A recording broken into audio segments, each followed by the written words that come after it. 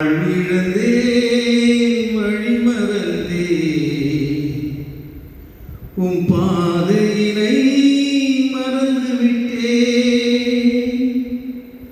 பொல்லாத இந்த உலகத்திலே பொய்யான வாழ்வை தெரிந்து கொண்டே வாழ்விழந்தே வழிமறந்தே பொல்லா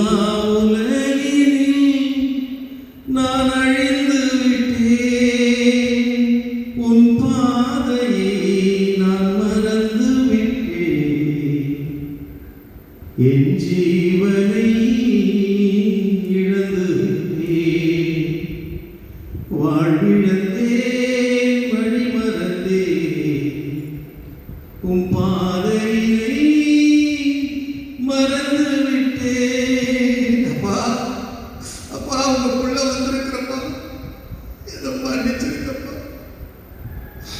டேடி. நான் தான் டேடி, உங்க புள்ள பெஞ்சமின் வந்திருக்கிறேன் டேடி. உங்க சொல்லு கேட்காம உங்க பேச்சை கேட்காம ஏதோ மன்னிச்சிருக்க டேடி. ப்ளீஸ் டேடி, என்ன மன்னிச்சிருக்க டேடி. உங்க பிள்ளையா வேணாம்ப்பா, உங்க பிள்ளையா அந்த தகுதி எனக்கு இல்லை டேடி. நம்ம வீட்டில் சாரி உங்க வீட்டில் எத்தனையோ பேர் கூலிக்காரங்க இருக்கிறாங்க. அதுல ஒரு கூலிக்காரனா என்ன வச்சுக்கோங்க ப்ளீஸ் டாடி. டாடி எனக்கு தெரியலையா, எனக்கு தெரியல டாடி. என் புள்ள பெஞ்சமின் கோபமாதி கேட்குது. ஆமா டாடி, பெஞ்சமின் உங்க புள்ளதான் டாடி. நீயா பெஞ்சமின்?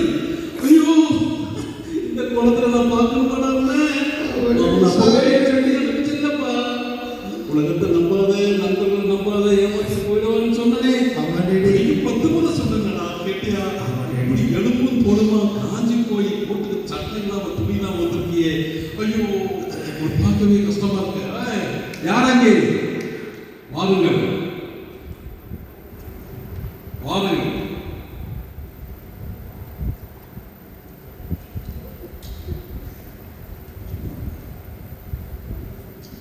காணாமல் போன என் பிள்ளை திரும்ப வந்திருக்கிறது. இவனை அழைத்து சென்று குளிக்க வைத்து புத்தாடை அணிவித்து புது செருப்பிட்டு நல்லா ஹேர் பண்ணி அழைத்து வரும்.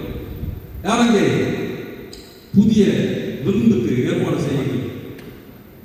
நல்லா கொளுத்த கடாவை எடுத்து, பொழுதுபடாத கொளுத்த கடா எடுத்து சமையலுக்கு ஏற்பாடு செய்யுங்கள். நடக்கட்டும். ஓகே, எவ்வளோ